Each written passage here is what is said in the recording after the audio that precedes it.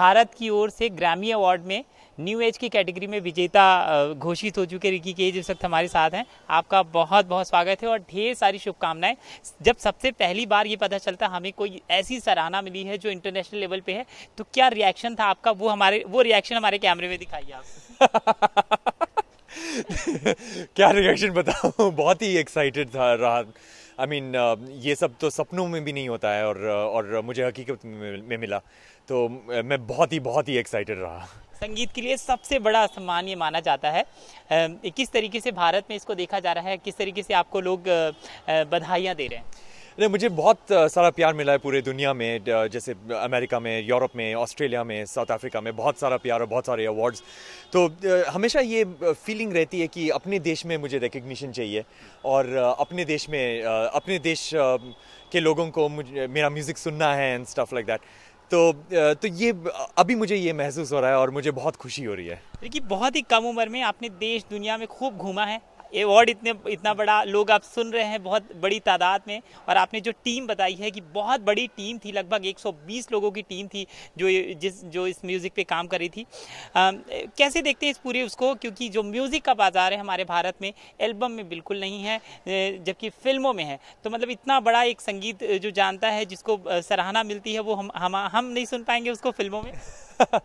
नहीं, ऐसी बात है कि बहुत ही in a very early stage in my career मैंने सोचा था कि मैं म्यूज़िक हमेशा दिल से बनाऊंगा, इन द सेंस दैट कोई डायरेक्टर मुझे नहीं बोलेगा क्या करने के लिए और कैसे म्यूज़िक बनाने के लिए। मैं हमेशा अपनी फीलिंग्स, अपनी इमोशंस, अपनी भावनाओं पर आधारित मैं म्यूज़िक बनाऊंगा।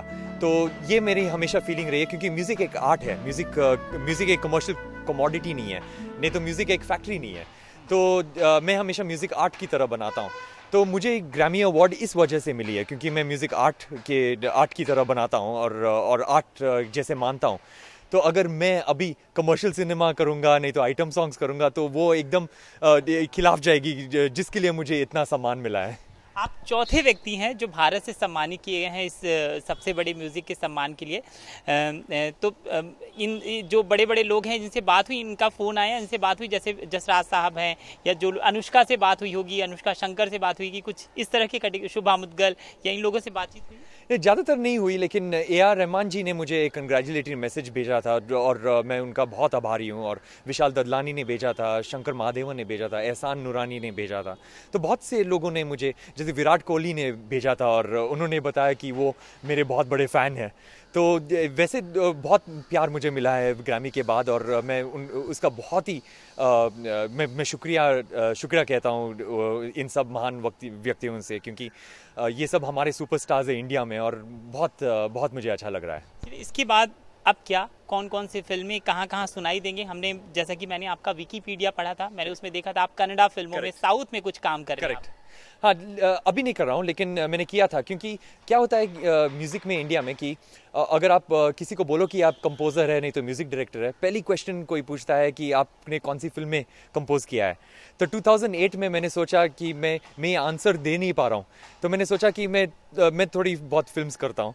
तो मैंने अबाउट 3 फिल्म्स की है, लेकिन मैंने उसके बाद मुझे एकदम पता लग गया कि ये मेरे लिए नहीं है। मुझे बहुत इंडिपेंडेंस चाहिए और मुझे इंडिपेंडेंस चाहिए म्यूज़िक में, और मुझे अपने हिसाब से म्यूज़िक बनाना है।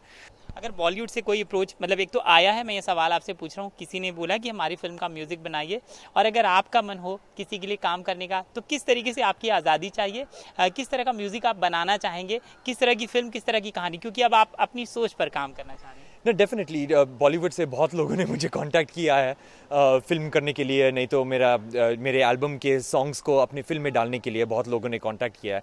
लेकिन मैं उन फिल्मों में कमर्शियल सिनेमा में डेफिनेटली काम नहीं करना चाहूँगा, लेकिन मैं आर्ट सिनेमा में डेफिनेटली काम करना चाहूँगा। अगर कोई फिल्म मेकर है जो आर्ट फिल्म बनाता हो, नहीं तो फिल्म मेकर, मतलब एक दो नाम है, जैसे गिरीश कासरावाली एक साउथ के फिल्म मेकर है जिनको 12 नेशनल अवार्ड्स मिले हैं। तो वो एक बहुत ही अनकॉम्प्रोमाइजिंग अप्रोच लेते हैं अपनी फिल्मों में, जैसे अपना विजन लेते हैं और वो फिल्म बनाते हैं। कोई कमर्शियल आइडियाज़ नहीं है, नहीं तो इस आदमी को अच्छा लगेगा, नहीं तो उस कल्चर को अच्छा लगेगा। वो सिर्फ अपने हिसाब से फिल्म बनाते हैं। तो इन लोगों से मुझे बहुत सीखने को मिलेगा।